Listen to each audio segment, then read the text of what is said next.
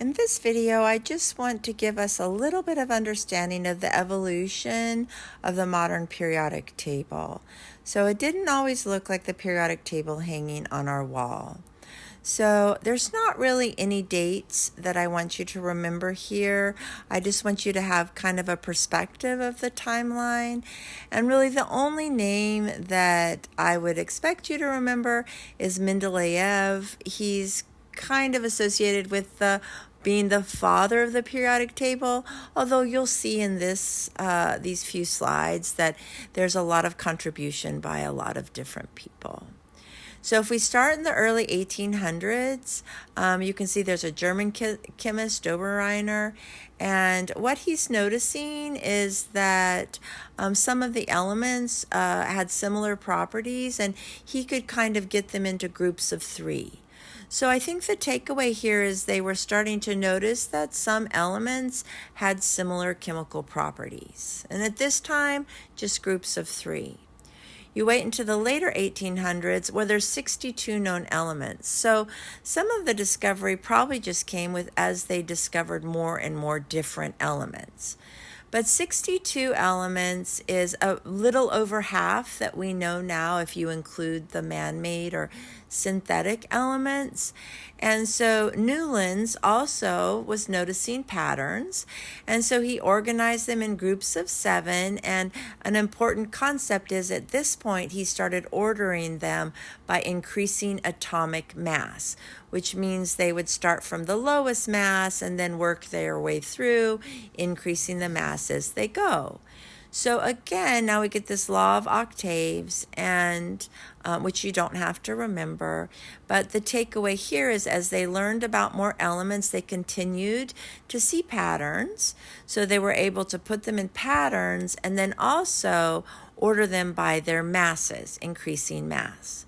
So Mendeleev, that's the name that we always associate with the modern periodic table. He proposed that the elements had a regular repeating pattern, so that if you organize them by their atomic mass, you could actually put them in columns where those elements would have similar properties. And so let's look at his periodic table. So this is one of his organization of the elements. He was looking at what the element made with oxygen. So it's called an oxide. And so he was grouping elements that made a similar oxide together, all by order of increasing mass.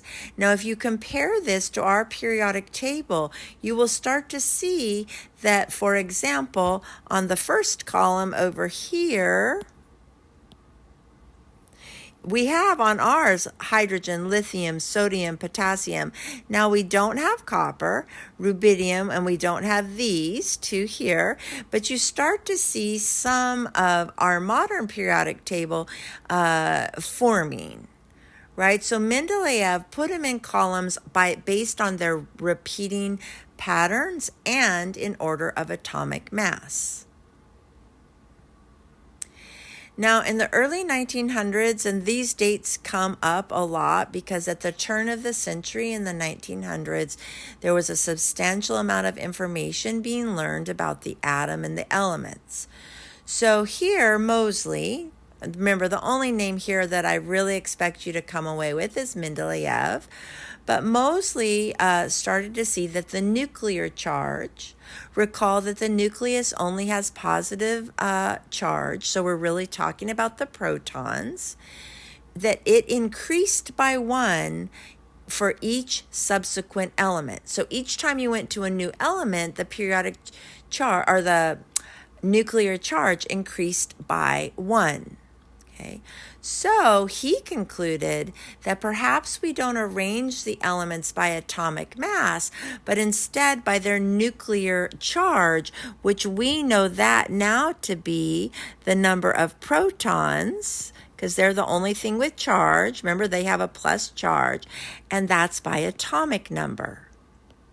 So in the early 1900s, we see a change from arranging it by atomic mass to arranging it by increasing atomic number, or the number of protons. Now, actually, they overlap for almost the entire periodic table.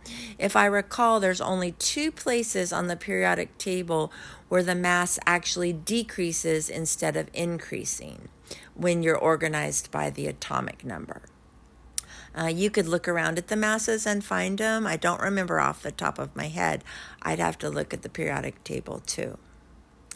So this idea of the periodic law really is what pushed us from the idea of Mendeleev thinking about this repeating pattern, then organizing it by the atomic number, and then finally learning or proposing models about our electron energy levels. This propelled us into a table that looks like our modern periodic table. So periodic law, which we have on the periodic table, just says that when you arrange the elements in order of increasing atomic number, we see repeating patterns. Now we're going to learn, we've already talked about valence electrons, and as we move forward, we'll review about valence electrons again in this chapter. And then when we get to bonding, we'll discover why arranging the elements in this manner actually is related to the valence electrons and their participation in bonding.